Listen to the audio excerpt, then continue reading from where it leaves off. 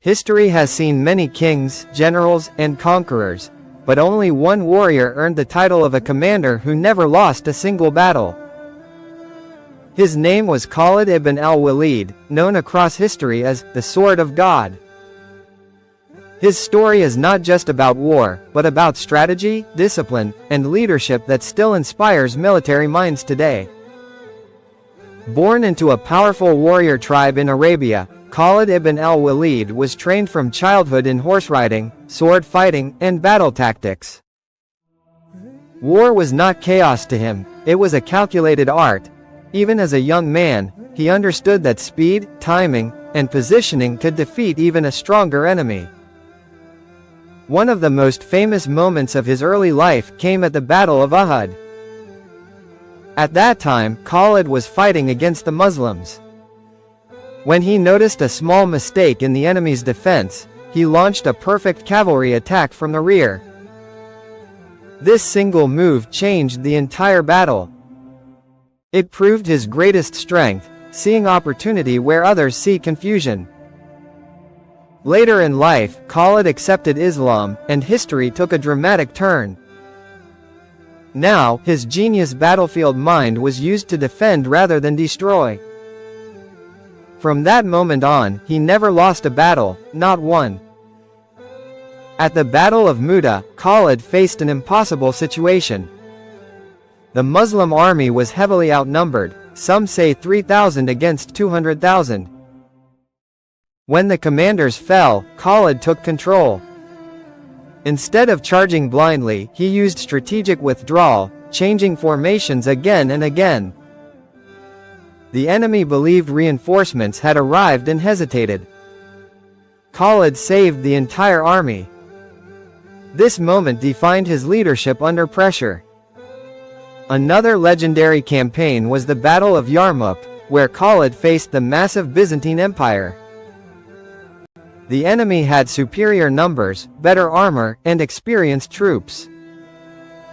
But Khalid had something more powerful: discipline and mobility. He divided his cavalry into rapid response units, striking weak points, retreating, and attacking again. This fluid warfare strategy broke one of the strongest empires of the time.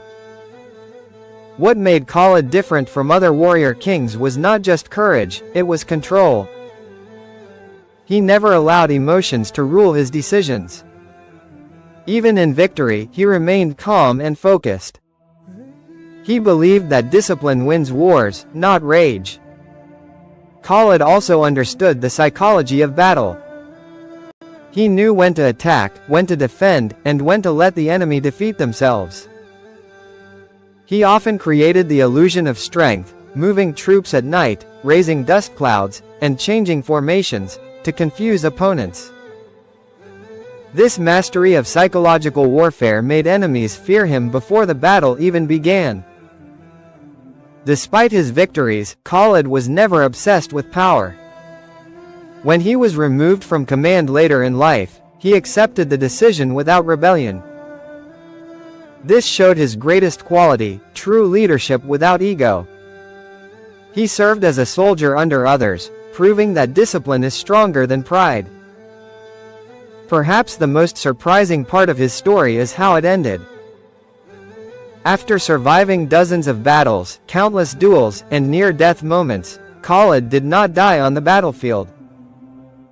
He died peacefully in bed. It is said that he once looked at his body, covered in scars, and said that he searched for martyrdom on the battlefield but found death in his bed. A reminder that fate is beyond even the greatest warriors. Today, military academies around the world study Khalid ibn al-Walid's tactics. His life teaches us that winning is not about numbers, but about strategy, discipline, and leadership.